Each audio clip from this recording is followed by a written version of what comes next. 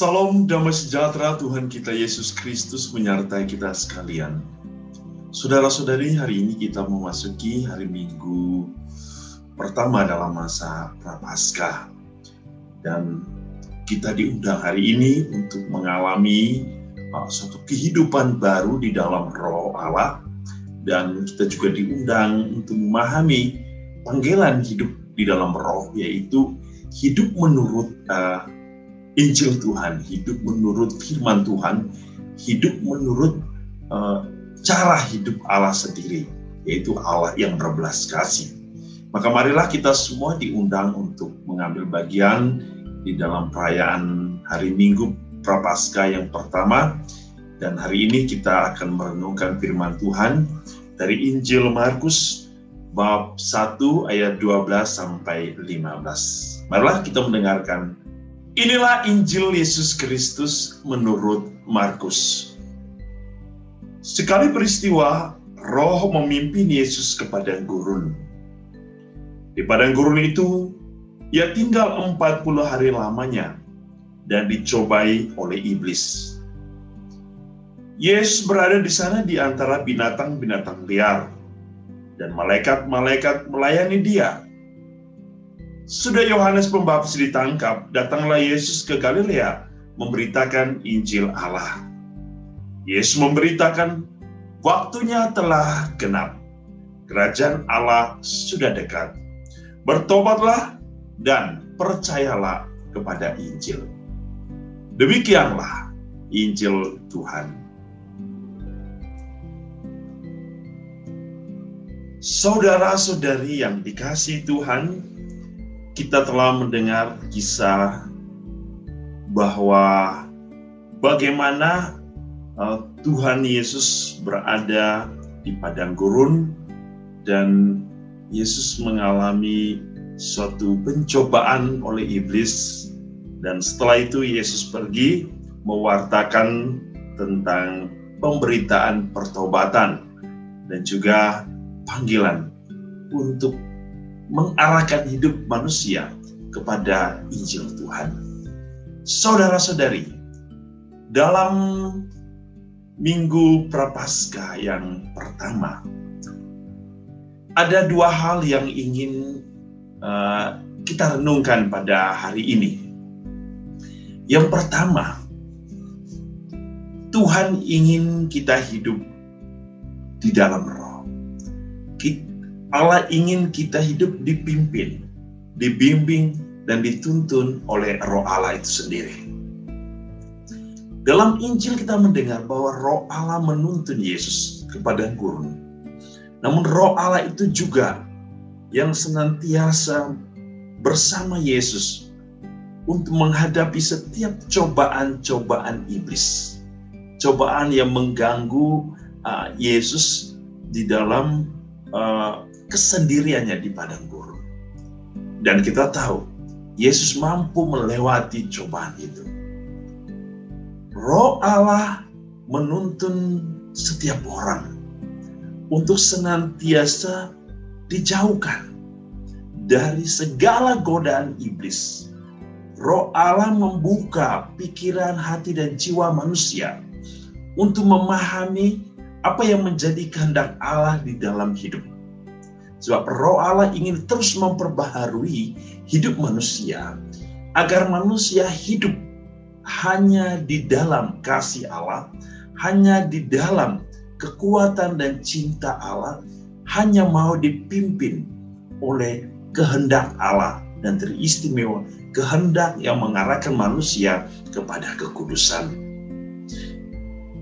Di dalam bacaan-bacaan hari Minggu ini kita mendengar bacaan pertama, bagaimana Allah ingin memperbaharui dunia dengan kasih-Nya. Allah ingin memperbaharui dunia dengan satu kehidupan baru. Yang kita dengar bagaimana Allah membebaskan manusia dari perbudakan. Allah memisahkan manusia dengan peristiwa air bah. Dan di dalam bacaan kedua dari surat pertama Rasul Petrus mau mengingatkan kita bahwa Allah memperbaharui manusia dengan air. Air melambangkan pembaptisan yang membersihkan manusia, yang menyucikan manusia, yang membebaskan manusia dari dosa. Dan Roh Allah itu senantiasa pula membebaskan manusia dari imingan-imingan, rayuan-rayuan iblis yang menghancurkan manusia. Jadi manusia senantiasa diundang oleh Tuhan. Kita semua diundang oleh Tuhan untuk mau hidup senantiasa dituntun, dibimbing oleh Roh Allah. Roh yang akan mengarahkan kita untuk bersatu dengan Allah, dan Roh yang akan mengarahkan kita untuk hidup seturut dengan kehendak Allah itu sendiri. Dan Roh itu yang memampukan kita untuk mengerti setiap panggilan Tuhan. Dan panggilan itu adalah pertobatan. Yang kedua, hari ini dalam minggu Prapaskah yang pertama, Tuhan Yesus memanggil kita untuk bertobat. Roh menuntun kita untuk mengarahkan hidup kita kepada Allah. Dan kita dipanggil untuk mengalami pembaharuan di dalam Roh. Dan pembaharuan itu harus mengarahkan kita kepada pertobatan. Pertobatan adalah suatu perubahan hidup baru. Perubahan yang memperbaharui cara hidup manusia. Dari cara hidup lama kepada kehidupan baru. Dan kehidupan baru ini adalah kehidupan Allah itu sendiri. Roh Allah senantiasa mengundang manusia untuk mengalami cinta yang sempurna di dalam alam. Itu cinta Allah yang penuh kerahiman. Cinta yang berbelas kasih. Dan itulah yang diundang oleh Yesus. Untuk kembali masuk ke dalam setiap pemberitaan, setiap ajaran, setiap kata-kata yang Yesus sampaikan di dalam Injil. Sebab Injil Tuhan adalah pewartaan tentang belas kasih Allah. Pewartaan tentang cinta kasih Allah. Pewartaan tentang kerahiman Allah yang membebaskan manusia dari belenggu dosa. Jika manusia memahami, mengerti sapaan Injil Tuhan, maka manusia akan mengalami suatu perubahan di dalam hidup.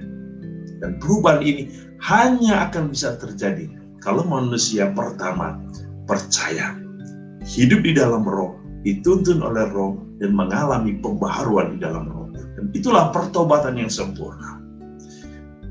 Mungkin dalam perjuangan kita selama masa Prapaskah, kita akan jatuh dan bangun. Oleh karena iblis senantiasa ingin selalu menjatuhkan kita. Tetapi Tuhan Yesus hari ini mengingatkan kita bahwa pembaharuan itu harus terus berlangsung. Pertobatan itu harus terus berjalan. Karena yang ingin Yesus sampaikan hari ini adalah agar kita memahami bahwa Dia adalah Allah yang berbelas kasih. Sebanyak apapun kita jatuh, Ia terus mengasihi kita. Dan oleh karena itu kita harus terus bangun. Bangun dan bangun dari setiap kejatuhan kita. Dan mengarahkan hidup kita hanya kepada Allah yang berbelas kasih. Allah yang penuh cinta. Maka makna pertobatan kita, siara perjalanan kita selama masa Prapaskah itu menjadi indah. Walaupun jatuh dan bangun, tapi Tuhan tetap mencintai kita.